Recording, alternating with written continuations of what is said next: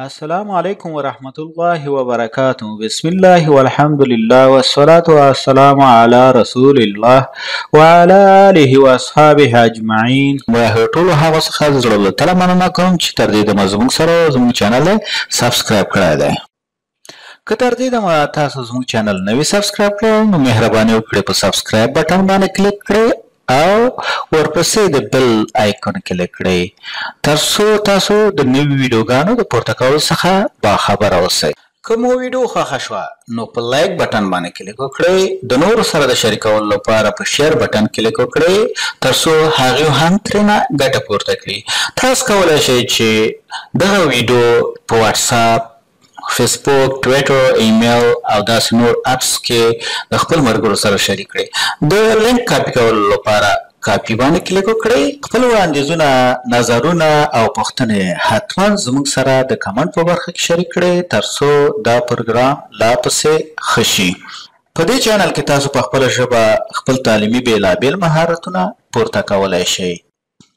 11 درس د ورجینیا د پوهې ازموینې پرمټ پوښتنې او ځوابونه.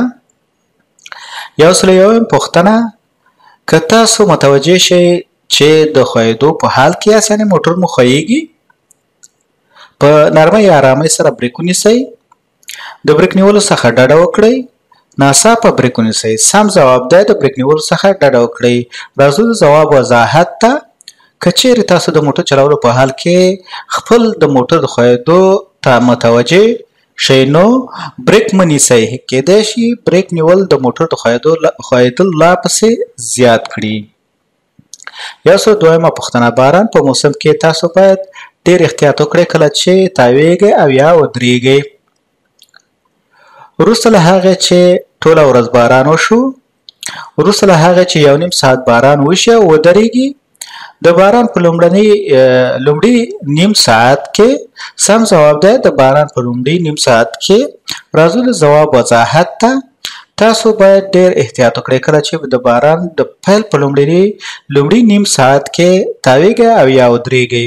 په دې وخت کې د موټر تیل د سړک د سطحې څخه پاک شوي نه وي او کیدای شي د باران سره یو ځای او د موټر د ښویېدو سبب شي. 103 پوښتنه: که دوه موټر چلوونکي په ورته وخت کې هغې څلور لارې ته راشي چې د څلورو خواو څخه د درېدو علامو یا نښو لخوا کنټرولېږي، یعنې د څلورو خوا د سټاپ ساینونو لخوا کنټرولېږي. ښي خوا موټر چلوونکی د لارې حق لري، کیڼ یا چپ خوا موټر چلوونکی د لارې حق لري. یو موټر چلوونکی ممکن پرته له ځنډه موټر چلول ته دوام ورکړي. سم ځواب دی ښي خوا موټر چلوونکی د لارې حق لري. راځو د ځواب وضاحت ته. که دوه موټر چلوونکي په ورته وخت کې هغې څلور لارې ته راشي چې د څلورو خواو څخه د درېدو علامه یا سټاپ ساینونو لخوا کنټرولېږي، ښي خوا موټر چلوونکی د لارې حق لري. راځو 104 پوښتنه ته. کله چې د انټي لاک بریک کولو سیستم لرونکی موټر په ښویېدونکي سړک باندې کشش له لاسه ورکړي او په ښویېدو پیل وکړي، موټر چلوونکی باید بریکونه پمپ کړي، د بریک پیډل باندې فشار راوړي او کلک یې ونیسي، د ګاز پیډل باندې فشار راوړي او کلک یې ونیسي.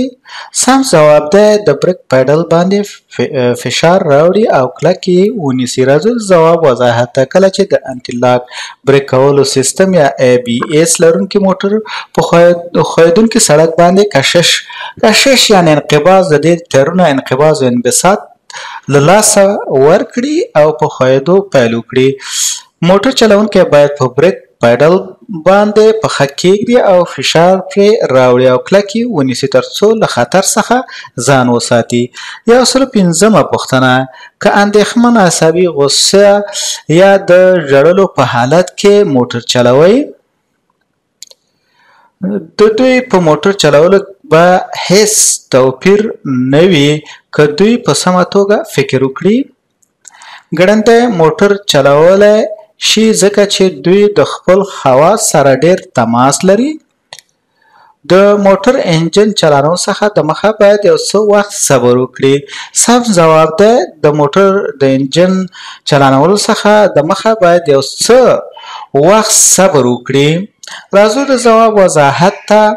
که تاسو اندېښمن د ژړا غوسې یا خفګان په حال کې یاست تاسو ممکن د موټر چلولو توان ونه لرئ ستاسو احساسات کولی شي تاسو د موټر چلولو څخه بې برخې کړي ځکه چې ستاسو ذهن په بل څه تمرکز کوي د آرام کولو لپاره یو څه وخت صبر وکړئ او د موټر چلولو د مخه تمرکز وکړئ 106مه پوښتنه کله چې د یو تېرې کوونکي موټر چلوونکي سره مخ شئ تاسو باید د سترګو تماس څخه ډډه وکړئ سرعت مو راکم کړئ او پرېږدئ چې هغه تیر شي د ورو کولو لپاره یې پرې کړئ یا مخته یې راشئ د هغوی پسې شئ او غچ ترېنه واخلئ سم ځواب دی د سترګو تماس څخه ډډه وکړئ سرعت مو راکم کړئ او پرېږدئ چې هغه تیر شي راځو د ځواب وضاحت ته که بل موټر چلوونکی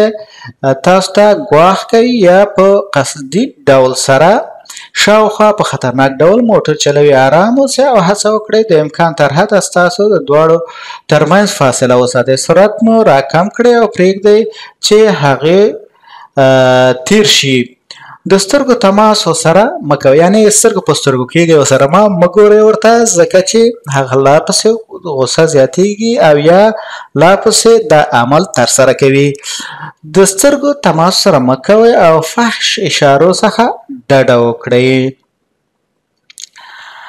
ګډوډ موټر چلول ډېر غیر معمولي دي خورا خطرناک چلند د اندېښنې لپاره هیڅ شی نشته سم ځواب دی خورا خطرناک چلند دی کله چې تاسو په سړک باندې ګډوډ موټر چلوئ یعنې دا نه خورا خطرناک چلند دی راځو د ځواب وضاحت ته له پامه غورځول شوي یا ګډوډ موټر چلول خورا خطرناک چلند دی کله چې تاسو پام نه یو موټر چلوئ او یا ګډوډ موټر چلوئ دا چې ډېر خطرناک دی نه یوازې تاسو او ستاسو مسافرین په خطر کې اچوي بلکې په سړک باندې پیاده تلونکي بایسکل چلوونکي او نور موټر چلوونکي هم په خطر کې اچوي د موټر چلولو په اړه تمرکز پاملرنه د پیښو مخنیوي کې مرسته کوي راځو 108مې پوښتنې ته د دوه سړک په منځ کې یوه ماته ژیړه کرښه دا را په ګوته کوي لاینونه په مخالف لوري حرکت کوي او د موټر چلوونکو ته اجازه نه ورکول کیږي چې تیر شي لاینونه په مخالف لوري حرکت کوي او موټر چلوونکي اجازه لري چې تیر شي کله چې دوی لپاره خوندي وي لاینونه په ورته لوري حرکت کوي او چلوونکی اجازه نه لري چې تیر شي سم ځواب دی لاینونه په مخالف لوري حرکت کوي او موټر چلوونکی اجازه لري چې تیر شي کله چې دوی لپاره خوندي وي اوس راځو د ځواب وضاحت ته ژیړ لاینونه د ترافیکو جلا کولو لپاره کارول کیږي ژیړې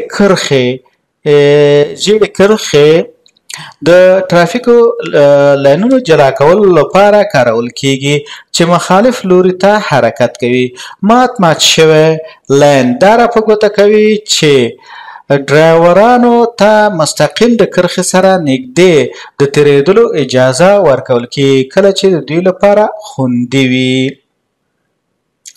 کله چې په سړک باندې یو منځ کې یعنې دا دوه طرفه سړک وي او په سړک په منځ کې یو ماته ژیړه کرښه وي تاسو کولی شئ چې د مخکې موټر څخه مخکې شئ او بیرته خپل لاین ته راواوړئ که چېرته تاسو باندې راتلونکی موټر نه وي او یو شي ته متوجه اوسئ په خپل مثال اور شولډر به هم وکړئ او په عقب ښیښه کې وګورئ چې ستاسو شاته هغه موټر خو دې سړک ته راداخل شوی نه دی که کېدای شي چې مثال تاسو دا قصد وکړئ چې د دې موټر څخه مخکې شئ او ستاسو څخه وروسته موټر دا قصد کړی وي چې د ستاسو دواړو څخه مخکې شي او د بل لاین ته بیرته خپل لاین ته راواوړي نو په هغه صورت کې بیا د حادثې سبب کیږي نو دې ته تاسو باید متوجه اوسئ چې کله چې مخکې کېږئ مخکې موټر هم وګورئ راتلونکی موټر هم وګورئ او ستاسو شاته د عقب ښیښه او شولډر باید وکړئ 109مه پوښتنه د دوه لاینه سړک په منځ کې یوه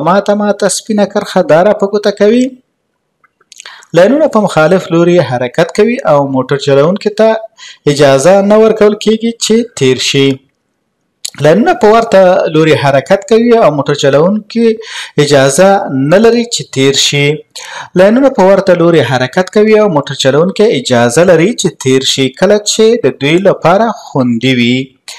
سم جواب ده لاینونه په ورته لوري حرکت کوي او موټر چلونکي اجازه لري چې تیر شي کله چې د دوی لپاره خوندي وي. دلته موږ د مخه موږ ژیړ مات خط ویلی، اوس هم سپین مات خط ویلی.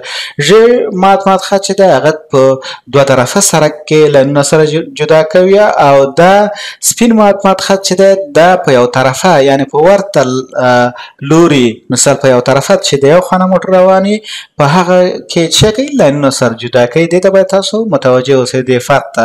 مثال د دې فرق باندې باید تاسو پوه شئ. اوس راځو د ځواب وضاحت ته. سپینې کرښې د ترافیکو جلا کولو لپاره کارول کیږي چې په ورته لوري حرکت کوي. یعنی ترافیک دی په مختلف لاینونه د په فریوی یا په سړکونو باندې دا کرښې ښکل شوي دي، سپینې کرښې ښکل شوي دي. دې کې هر لوري نه موټر یعنی لاین بدلولی را بدلولی شي چې کله د دوی لپاره چې خوندي وي.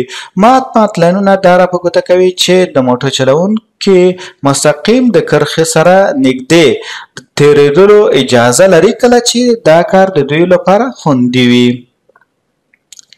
راځو 110مې پوښتنې ته. د دوه لاینه سړک په منځ کې یو قوي یا روغه سپینه کرښه دا را په ګوته کوي. لاینونه په مخالف لوري حرکت کوي او موټر چلونکی اجازه نه لري چې تیر شي. لاینونه په ورته لوري حرکت کوي او موټر چلونکی اجازه نه لري چې تیر شي. لاینونه په مخالف لوري حرکت کوي او چلونکی اجازه لري چې تیر شي کله چې د دوی لپاره خوندي وي. سم جواب ده لاینونه په ورته لوري حرکت کوي او موټر چلونکی اجازه نه لري چې تیر شي. دلته مثال که چېرته روغه سپینه کرښه وي په لاینونه وي نو ته په هغه صورت کې د لاین نه اوښتی نه شې بل لاین ته، ځکه دا روغه کرښه د دې لپاره ده چې ته اوښتی نه شې، یعنې اوښتل منع دي او کله چې دا کرښه ماته وي نو په هغه صورت کې ته اوښتلی شې. اوس راځو د دې ځواب وضاحت ته.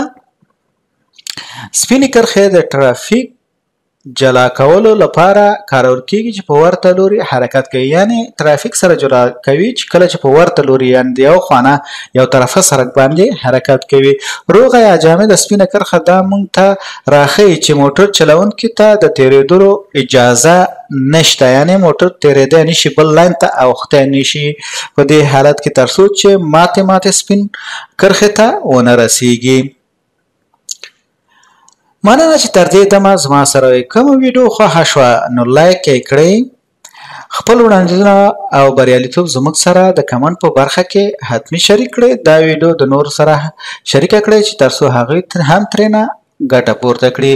که چېرته تاسو پوهیږئ چې مثال دا ویډیو ګټوره ده او ستاسو په نظر باندې دا ویډیو ګټوره ښکاري او پوهیږئ چې نور کسان هم ورته اړتیا لري نو د نورو سره شریکه کړئ تر څو هغوی هم ترېنه ګټه پورته کړي.